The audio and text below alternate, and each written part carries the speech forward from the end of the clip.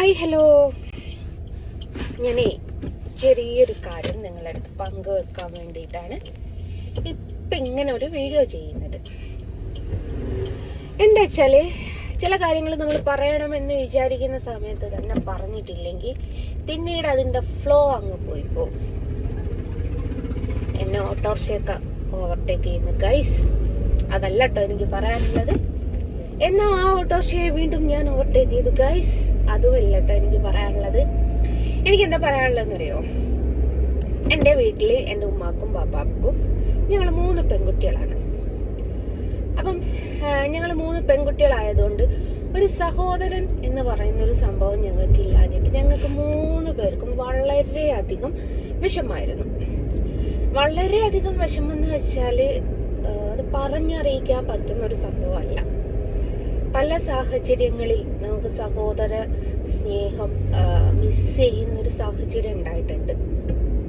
പല സമയങ്ങളിൽ ഞങ്ങൾ അങ്ങോട്ടും ഇങ്ങോട്ടും പറഞ്ഞൊരു കാര്യമുണ്ട്, നമുക്കൊരാങ്ങളെ ഉണ്ടായിരുന്നുവെങ്കിൽ എന്തൊക്കെയായിരുന്നു നമ്മുടെ ലൈഫ്, മാറിയില്ലായിരുന്നു എന്നുള്ള അങ്ങനെ പല പല പല കമൻസും ഞാനും സിസ്റ്റേഴ്സും ഒക്കെ ഇട്ടിട്ടുള്ള ഒരു കാലഘട്ടം ഉണ്ടായിരുന്നു ഞങ്ങളുടെ ലൈഫിൽ. അപ്പോൾ ആ ഒരു കാലഘട്ടം എന്ന് പറയുന്നത് ഞാൻ ബിഗ് സീറോ ആയിരുന്നു എന്ന് തന്നെ പറയാം. അപ്പോൾ പല സമയത്ത് പല കാര്യങ്ങളിൽ സഹോദരനില്ലാത്ത വിഷമം അങ്ങോട്ടും ഇങ്ങോട്ടും പങ്കുവെച്ച് സങ്കടപ്പെടുക എന്നല്ലാതെ വേറൊരു ഓപ്ഷൻ ഞങ്ങൾക്കിടയിൽ ഉണ്ടായിട്ടില്ല. അപ്പം ഞാനിപ്പോൾ പറയുന്നത് എന്താ വെച്ചാൽ, ഞാൻ ഇന്ന് ഒരു സ്ത്രീ രൂപത്തിലാണ് നിങ്ങളുടെ മുമ്പിലുള്ളതെങ്കിൽ പോലും പക്ഷേ ഞാൻ എൻ്റെ ഉമ്മാക്കൊരു മകനെ പോലെയാണ് എന്ന് പറയാൻ കാരണം മകനല്ലല്ലോ, പെൺകുട്ടിയാണല്ലോ, അതുകൊണ്ടാണ്. എൻ്റെ സഹോദരിക്ക് ഞാനൊരു സഹോദര സ്ഥാനത്താണ്. നമ്മൾ എന്താഗ്രഹിക്കുന്നോ അത് നമുക്ക് കിട്ടിയിട്ടില്ലെങ്കിൽ നമ്മുടെ ചുറ്റിലുള്ള ആൾക്കാർക്ക് കിട്ടുമ്പോൾ നമുക്ക് അതിനെക്കുറിച്ച് ഓർത്ത് സന്തോഷിക്കാം എന്നുള്ളതാണ് സത്യാവസ്ഥ. കാരണം എനിക്ക് സഹോദരനില്ല, എനിക്കതിൻ്റെ വിഷമം നന്നായിട്ട് അറിയാം. പക്ഷേ ആ ഒരു വിടവ് എൻ്റെ ഉമ്മാക്കും എൻ്റെ വാപ്പാക്കും എൻ്റെ സഹോദരിക്കും ദൈവം ആ ഒരു വിടവ് അങ്ങ് ഫില്ല് ചെയ്ത് കൊടുത്തു. അവർക്കൊക്കെ ഉമ്മാക്ക് മകൻ്റെ സ്ഥാനം, സിസ്റ്ററിന് എന്താ പറയുക ആങ്ങളയുടെ സ്ഥാനമൊക്കെ ആയിട്ട് നമ്മളെ അങ്ങ് പഠിച്ചു കൊടുത്തു. നമുക്കിപ്പോഴും ഞാനിപ്പോഴും ആ ഒരു ഗ്യാപ്പിൽ ആരും ഇല്ലാത്തത് കൊണ്ട് പിന്നെ ഇല്ലാന്നൊന്നും പറയുന്നില്ല കേട്ടോ. എനിക്ക് ഒരുപാട് സഹോദരന്മാരെ കണ്ണൻ വരയ്ക്കുന്നതിൻ്റെ പേരിൽ എനിക്ക് കിട്ടിയിട്ടുണ്ട്. അപ്പം എനിക്ക് ആ ഒരു വിഷമം മാറി കിട്ടാൻ എനിക്ക് ഒരുപാട് സഹോദരന്മാരെ കിട്ടിയിട്ടുണ്ട്. അപ്പം ഞാനിപ്പോൾ പറയുന്നത് എന്താ വെച്ചാൽ, ഞാൻ ഇന്നലെയൊക്കെ തലവേദനയായിട്ട് കിടന്നായിരുന്നു. ഇന്ന് രാവിലെ ഒരുപാട് ലേറ്റായിട്ടാണ് എഴുന്നേറ്റത്.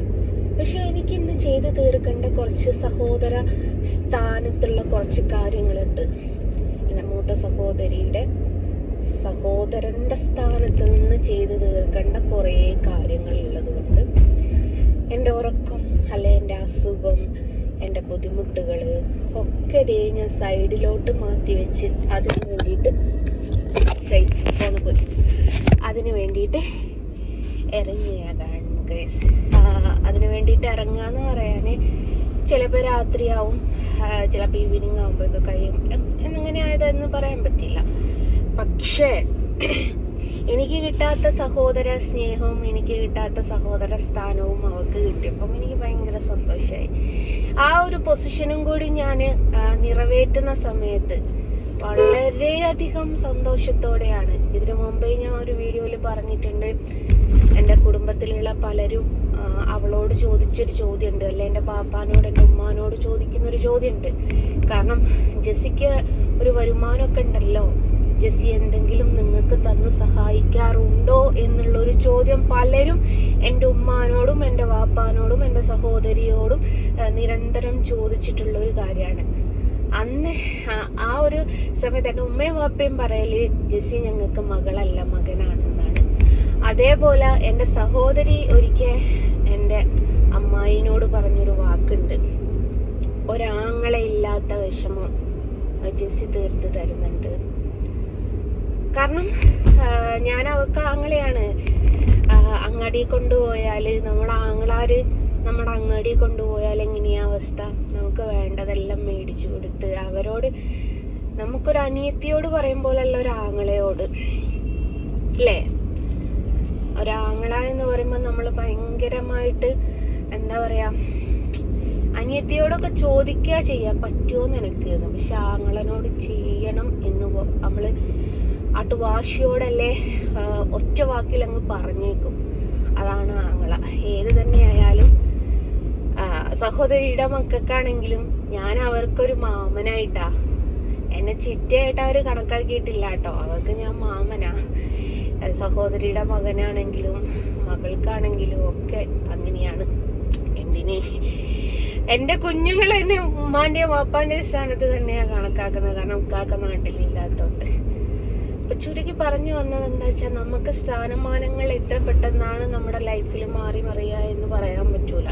ഇത്രയും കാലം ഒരു അനിയത്തി അല്ലേ, ഒരു 6 വർഷങ്ങൾക്ക് മുമ്പ് വരെ ഒരു അനിയത്തി എന്നുള്ള മാത്രം പൊസിഷൻ നോക്കിക്കൊണ്ടിരുന്ന ഞാനിപ്പോൾ ഒരാങ്ങള എന്നുള്ള നിലയിൽ ചെയ്യേണ്ട ഒരുപാട് കാര്യങ്ങൾ ചെയ്തുകൊണ്ടിരിക്കുകയാണ്. ഇപ്പോഴും ഇനി മുമ്പോട്ടും ചെയ്യാനുണ്ട്. ഇപ്പോഴും ചെയ്തുകൊണ്ടിരിക്കുക, ഇന്നും ചെയ്യാൻ പോവുകയാണ്. അപ്പം ഏത് തന്നെ ആയാലും ആ ഒരു കാര്യം നിങ്ങളടുത്ത് പങ്കുവെക്കണം എന്ന് കരുതി. അപ്പം ഞാൻ കുറച്ച് ബിസിയാണ്, കുറച്ച് കാര്യങ്ങൾക്കൊക്കെ വേണ്ടിയിട്ട് പോവുകയാണ്. അപ്പം ജസ്റ്റ് അതിൻ്റെ ഉള്ളിൽ കൂടി കാര്യവിവരങ്ങളൊക്കെ ഒന്ന് പറഞ്ഞ് ഒരു വീഡിയോ ചെയ്തിടാന്ന് കരുതി. അപ്പൊ ഈ വീഡിയോ ഇത്ര മാത്രമേ ഉള്ളൂ. വീണ്ടും സന്ധിക്കും വരെ വണക്കം. Bye from Jasna Saleem. ഇതുപോലൊരാക്രാന്തം ഇവിടെയും കണ്ടിട്ടുണ്ടാവില്ല. ഇനി ഇതേ ഞാൻ വണ്ടിയുടെ പുറകു വശത്ത് ആണേ. ഈ പുറകു വശത്ത് കുത്തിരുന്ന് ഞാൻ വണ്ടി ഓടിച്ച് എന്ന് പറഞ്ഞു ഞാൻ അരുണേ, ആരും പരാതിക്ക് പോകണ്ട. ഞാൻ കൊച്ചി രാജാവിലെ സിനിമയിൽ അതേ അവസ്ഥ മോനെ. എനിക്ക് ഞാൻ വണ്ടി ഓടിക്കുന്നതെന്ന് പറഞ്ഞിട്ടാ പരാതി. ഷാനുവിനെയാണോ അതാ ഇവിടെ ഉണ്ടോന്ന് എടുക്കാത്ത?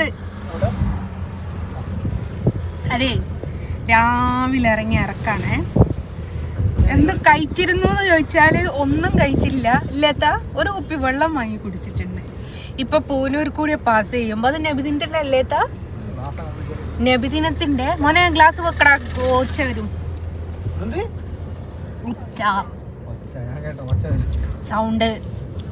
നബിദിനത്തിന്റെ പായസം ഗൈസ്. അപ്പൊ ജസ്റ്റ് ഞാൻ നബിദിനത്തിന്റെ പായസം കുടിക്കുമോന്ന് ചോദിച്ചാൽ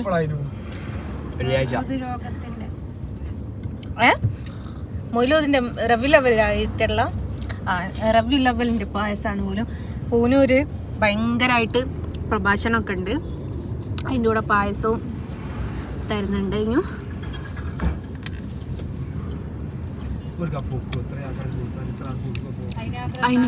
അതിനാത്രം ഉണ്ടാക്കും, അതിനാത്രം പിരിവും കിട്ടും. അപ്പോൾ പായസം കൂടി. ഇന്നത്തെ ഭക്ഷണം എന്ന് പറയുന്നത് ശരിക്കും ഇതാണ്, പായസമാണ്. ഞാൻ രാവിലെ 2 ചപ്പാത്തിയും കറിയും കഴിച്ചിട്ടാണ് വീട്ടിൽ നിന്ന് ഇറങ്ങി. 8 പിടുങ്ങനെ എടുത്ത് കഴിച്ചതാണ്. താത്ത എന്ത് കഴിച്ചീനു? ഓളും ഞാൻ നോക്കി പഠിപ്പിക്കോളും ഒരു സാധനവും കുടിച്ചില്ല. അപ്പം ഞങ്ങളെ ഒരു ഡോറയുടെയും ബുജിയുടെയും യാത്രയായിരുന്നു. ഇന്ന് കുറച്ച് മെനക്കെടായിരുന്നു. അടിപൊളി. ഇത് നെല്ലിത്തേരി പായസം അല്ലേ താ?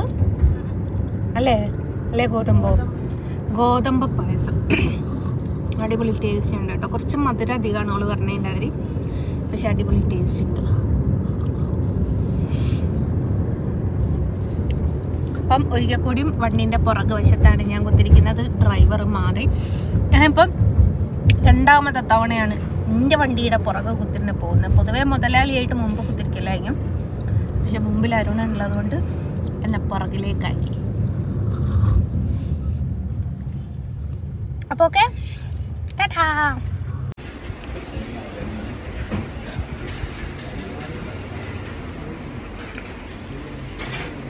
മോനോട് കക്കിരി വാങ്ങിയാലോ? അത് വാങ്ങിക്കും. കക്കിരി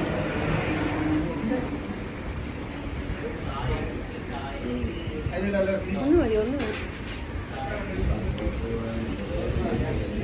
ചായ അടിക്കാൻ കഴിയാം.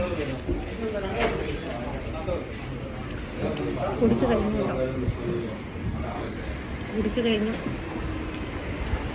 അലങ്കോല വ്രതമാക്കിയിട്ടിട്ടുണ്ട്. ഞാൻ വിചാരിച്ചു എൻ്റെ കക്കിരി നീ എടുത്തോന്ന്.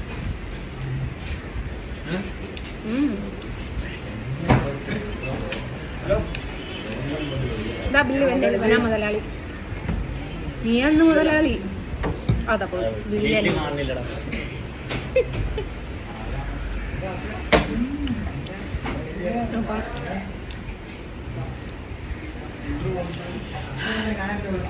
ഞാൻ കഴിച്ചോന്ന് ചോദിച്ചാ വൃത്തിക്ക് സോപ്പിട്ട്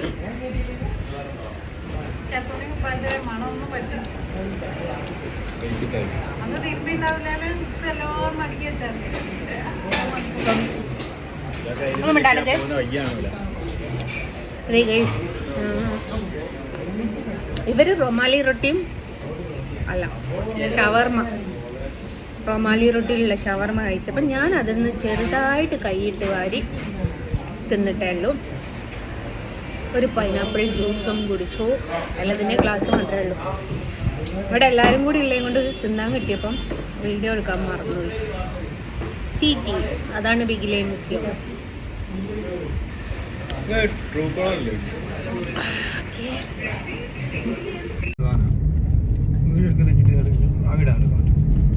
വീഡിയോ എടുക്കുമ്പോഴേക്ക് ആ വീടാൻ തുടങ്ങും. ഡോറയുടെയും ബുജിയുടെയും പ്രയാണം അവസാനിക്കാനായിട്ടില്ല. വീട്ടിലോട്ട് തിരിച്ചു പോകാണ്. ഞാൻ രാവിലെ ഇറങ്ങി, അതിൻ്റെ പുറകെ ഓരോരുത്തരായിട്ട് ഇറങ്ങി എല്ലാവരെയും കൂടി കൂട്ടത്തോടെ കിട്ടി ഫുഡൊക്കെ കഴിച്ചു. ഫുഡ് എന്ന് പറയുന്നത് സ്നാക്സ് കേട്ടോ കഴിച്ചത്.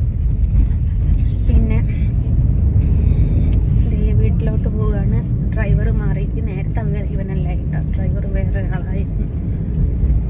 അങ്ങനെയാണ്. അപ്പോൾ ഇതാണോ ഇന്നത്തെ ഒരു ഡേ എന്ന് പറയുന്നത്. അങ്ങനെ ഇന്നത്തെ ഒരു ഡേയും പോയി. എനിക്ക് കുറേ സാധനങ്ങൾ പർച്ചേസ് ചെയ്യണമെന്നുണ്ടായിരുന്നു, പക്ഷെ പറയാൻ പേടിയായതുകൊണ്ട് മിണ്ടാതിരിക്കുക. കുറേ സാധനങ്ങൾ മേടിക്കാനുണ്ടായിരുന്നു. നീ ചീത്ത അറിയുമെന്ന് വിചാരിച്ചിട്ട് മിണ്ടാണ്ടിരിക്കുക. ഒരു ഡ്രസ് കൂടി നോക്കണം, ചെരുപ്പ് നോക്കാനുണ്ട്, പിന്നെ കുറച്ച് ഓർണമെന്റ്സ് മേടിക്കാനുണ്ട്. കുറച്ച് ഓർണമെന്റ്സ്